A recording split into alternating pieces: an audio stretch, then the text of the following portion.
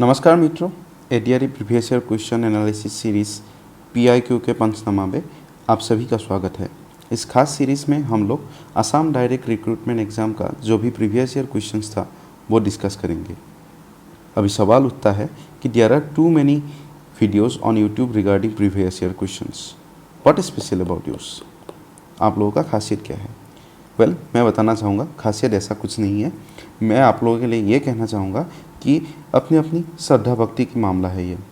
आपको जो भी सीरीज़ या फिर जो भी वीडियो अच्छा लगे आप उसको अच्छे से फॉलो कर सकते हैं, लेकिन मेन फोकस इसमें रहना चाहिए कि प्रीवियस ईयर क्वेश्चंस आप अच्छे से एनालाइज कर चुके हैं। हमारे इस सीरीज़ में ये ट्राई होगा कि क्वेश्चंस के सिर्फ आंसर ही नहीं, उसके साथ रिलेटेड कॉन्सेप्चुअल टॉपिक को भी हम इन डेप्थ एनालिसिस करें और सिमिलर टॉपिक्स पर भी हम लोग बात करें। तो आइए शुरू करते हैं इस सीरीज़ का पहला क्वेश्चन से।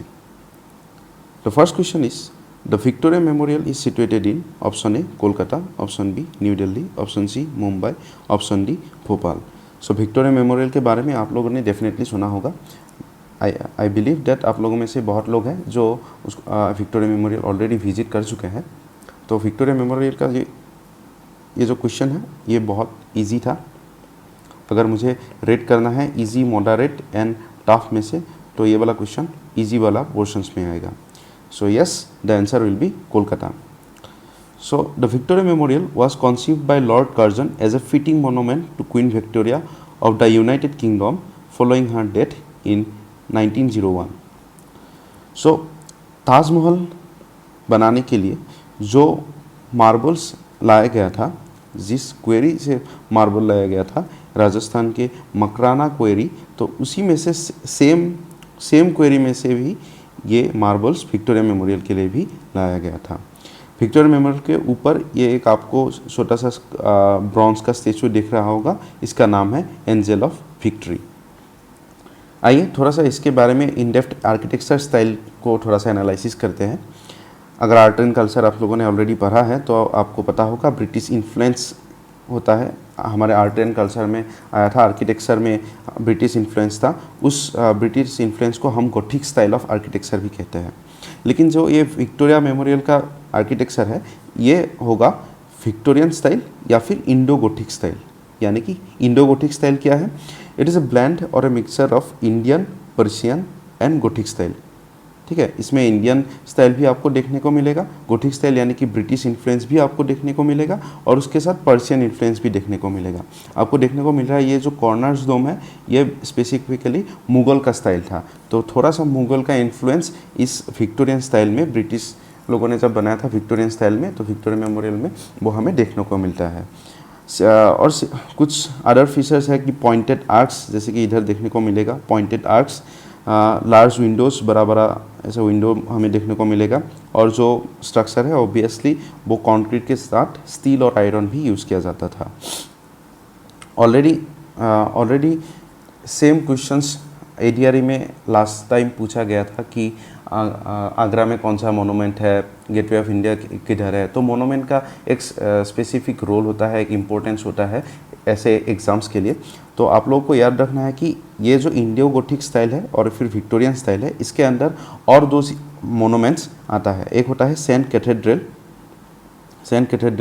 चर्च जो कि कोलकाता में है, और एक है गेटवे ऑफ इंडिया जो मुंबई पे है।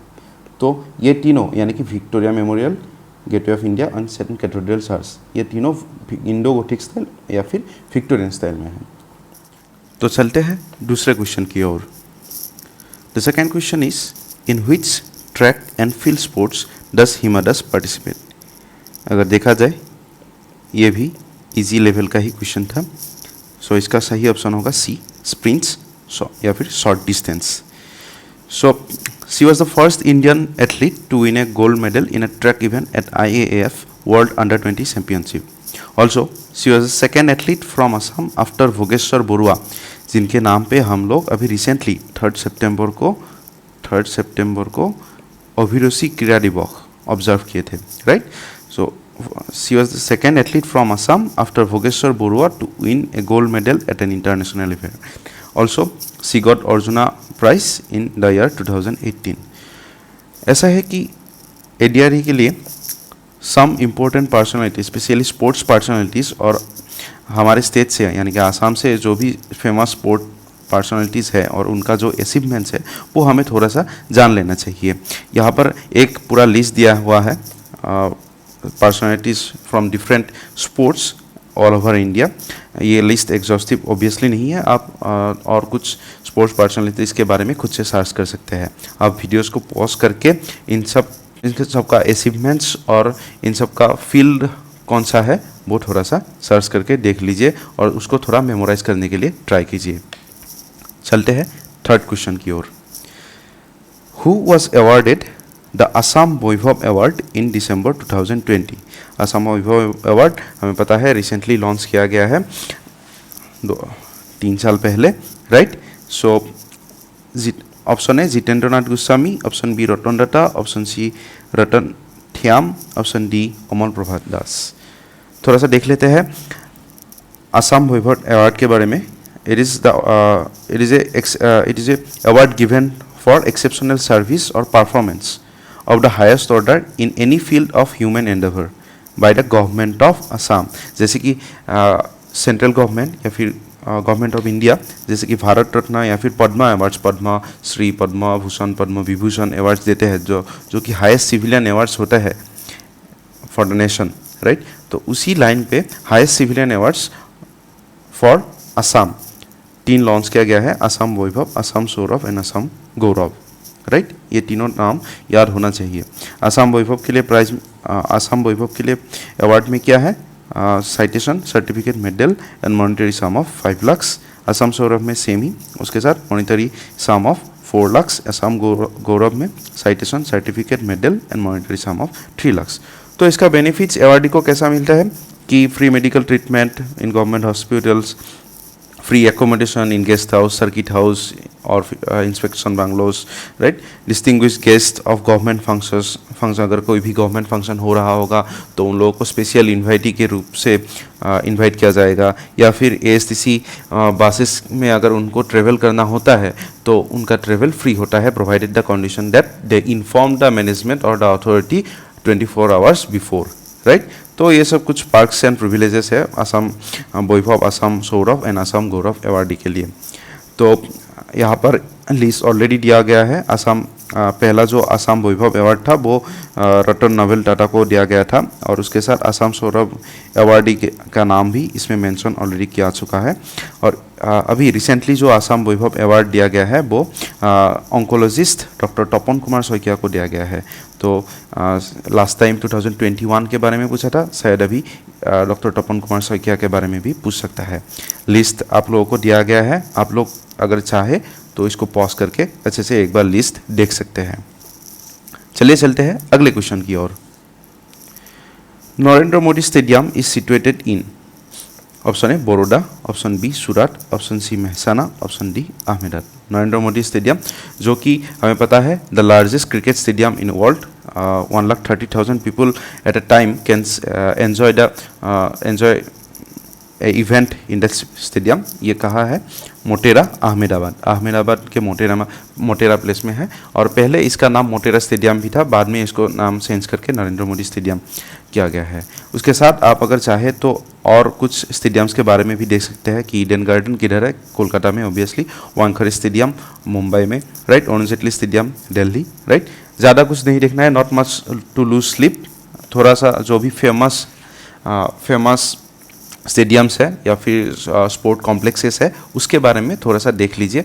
और स्पेशली आसाम में अगर किसी भी स्पोर्ट कॉम्प्लेक्सेस है या फिर एक स्पोर्ट्स यूनिवर्सिटी है, आप लोग कमेंट में उस स्पोर्ट यूनिवर्सिटी का नाम और लोकेशन कमेंट बॉक्स पे लिख सकते हैं, तो उसके बारे में भी थोड़ा सा सर्च कर लीजिएगा। चलते हैं अगले क्वेश्चन की ओर। Question number 5, what does LED stand for in MPLAD scheme? Option A local asset development, option B local area development, option C leading asset development, option D local area distribution. So MPLAD उसका full form क्या है, members of parliament local area development scheme, यानी कि option B will be correct. LAD का full form क्या है, local area development. ऐसे questions में खासतौर सावधानी होना चाहिए OMR फिलअप करते समय, क्योंकि आपने सोचा है ठीक है लोकल एरिया डेवलपमेंट, लेकिन ऑप्शन बी था, लेकिन एक्साइटमेंट में आपको मिल गया कि इजी क्वेश्चन, हाँ इजी क्वेश्चन है ये, आप और आपने ऑप्शन में MCQ में A मार्क करके चले आए OMR में, तो obviously that will be counted as wrong answer. So MPLAD scheme होता क्या है कि उसका ऑब्जेक्टिव क्या था, ये बेसिकली सेंट्रल सेक्टर स्कीम है, यानी कि सेंट्रल सेक्टर मतलब 100% fund is provided by union and it is non lapsable fund, यानी कि इसका जो फंड है वो हर साल लैप्स नहीं होता है, वो कैरी ऑन होता है, राइट। सो इसका इम्प्लीमेंटिंग एजेंसी है ministry of statistics and programme implementation, MOSPI, ठीक है। सो इसका मेन ऑब्जेक्टिव क्या था कि मेंबर्स ऑफ पार्लियामेंट जो है, यानी कि लोकसभा और राज्यसभा के जो भी MPs है, उनको अगर कोई भी डेवलपमेंटल नेचर का कोई भी वर्क उनके कॉन्स्टिट्यूएंसी में या फिर इनके कॉन्स्टिट्यूएंसी में या फिर कहीं अगर कम्युनिटी एसेट्स बनाना है, right, to create durable community assets, उसको अगर लोकल लोग बोलते हैं कि इसमें ये कमी है या फिर ये कम्युनिटी एसेट्स हमें बनाना चाहिए, तो MPs क्या कर सकते हैं, उसको रिकमेंड कर सकते हैं और अपने ये फंड से, MPLAD फंड से उस प्रोजेक्ट को फंड कर सकते हैं। तो इसका ऐसा होता है कि हर साल 5 करोड़ एक MP को दिया जाता है और उसमें से 2.5 करोड़ यानी कि 2.5 करोड़ इन 2 इंस्टॉलमेंट, एक साल में 2 इंस्टॉलमेंट में 2.5 करोड़ करके टोटल 5 करोड़ एक साल में दिया जाता है, ताकि MP लोग जो है वो अपना एरिया में डेवलपमेंट रिलेटेड काम कर सके या फिर कोई भी टेंजिबल कम्युनिटी एसेट्स बना सके, जैसे कि सड़क हो जाए या फिर कोई भी अगर इरिगेशन अगर कुछ बनाना है या फिर वाटर सप्लाई का कुछ बनाना है तो ऐसा, या फिर स्कूल्स के लिए कुछ करना है, तो such things they can take on their hands, right. So कौन कहाँ खर्च कर सकता है, जैसे कि लोकसभा का अगर MP होगा तो वो सिर्फ अपने ही कॉन्स्टिट्यूएंसी में वो स्पेंड कर सकता है, ये अमाउंट जो 5 करोड़ है वो अपने ही कॉन्स्टिट्यूएंसी में उसको खर्च करना होगा। अगर राज्यसभा में हमें पता है इलेक्टेड एंड नॉमिनेटेड होता है MPs, सो अगर इलेक्टेड हुआ तो राज्यसभा के MP स्टेट में जिस स्टेट से वो इलेक्ट होके आए हैं तो उस स्टेट में कहीं भी वो अपना फंड यूटिलाइज कर सकते हैं। अगर नॉमिनेटेड हुआ, राज्यसभा का MP है, नॉमिनेटेड है, तो वो एनीवेयर इन इंडिया, यानी कि इंडिया में जहाँ चाहे वो अपना फंड को यूटिलाइज कर सकते हैं, ठीक है। ये काम कैसे करता है कि मेंबर्स ऑफ पार्लियामेंट बेसिकली उनको MOSPI यानी कि ministry of statistics and programme implementation उनको एक पॉलिसी देते हैं कि उनको कैसे किस प्रोजेक्ट में या फिर कैसे कम्युनिटी एसेट्स उनको तैयार करना है और उनको फंड प्रोवाइड करते हैं, ठीक है, उनको फंड प्रोवाइड किया जाता है। लेकिन मेंबर्स ऑफ पार्लियामेंट सिर्फ और सिर्फ वर्क को रिकमेंड कर सकते हैं कि जैसे कि अगर किसी भी गांव पंचायत में या फिर कहीं भी एरिया में अगर ऐसा काम है जिसको MP डेवलप करना चाहते हैं तो वो क्या करेंगे, डिस्ट्रिक्ट एडमिनिस्ट्रेशन को बोलेंगे कि आप यहाँ पर काम मेरा ये डेवलपमेंटल प्रोजेक्ट कर दीजिए। तो district administration on recommendation of member of parliament वो क्या करेंगे, उस प्रोजेक्ट को इम्प्लीमेंट करेंगे, ठीक है। और उस प्रोजेक्ट को इम्प्लीमेंट करने के बाद उसका जो भी टेंजिबल आउटकम होगा वो तो पब्लिक के लिए ओपन होगा और अगर पब्लिक चाहे तो RTI फाइल करके वो उसके बारे में पूछ भी सकते हैं। जैसे कि अभी हमें रिसेंटली पता चला कि from Assam 7 Rajya Sabha MPs could not use even 55% of MPLAD funds. यही इस फंड का दिक्कत है। कोरोना के टाइम पे ये MPLAD फंड जो था वो थोड़ा सा उसमें चेंजेस किया जा चुका था और कोरोना के बाद में फिर से वो रीइंस्टेट किया गया है, लेकिन इसका जो मेजॉरिटी प्रॉब्लम है कि MPLAD फंड MPs लोग यूज़ नहीं कर पाते और यूज़ करते भी है तो भी उसका कोई टेंजिबल आउटकम नहीं निकलता या फिर उसमें पॉलिटिकल इंटरप्शन या फिर पॉलिटिकल कंसिडरेशन भी आ जाता है। तो इस फंड को इसलिए क्रिटिसाइज किया जा चुका है कई बार। मित्रों, ADRE के वीडियोस के नेसेसिटी के ऊपर एक पोल हुआ था इस चैनल में ही, जहां 119 लोगों ने पार्ट लिया था और उसमें से 51% ऐसे थे जिन्होंने बोला कि उनको एडीआरई रिलेटेड वीडियोस चाहिए। हम लोगों ने आपकी तैयारी के लिए एक डेडिकेटेड व्हाट्सएप ग्रुप फॉर्म किया है, जिसका लिंक आपको डिस्क्रिप्शन में मिल जाएगा। आप उस व्हाट्सएप ग्रुप से हमसे डायरेक्ट जुड़ सकते हैं और जो भी हमारा इनिशिएटिव्स रहेगा या फिर जो भी फ्री इनिशिएटिव्स अभी चल रहा है तो उसमें आप लोग हिस्सेदार बन सकते हैं, उसमें आप लोग पार्ट ले सकते हैं। थैंक यू मित्रों, आज के लिए बस इतना ही। हम फिर से मिलेंगे एक नए वीडियो में नए क्वेश्चंस के साथ। If you like the video then please do like, share, comment and subscribe. Thank you everyone.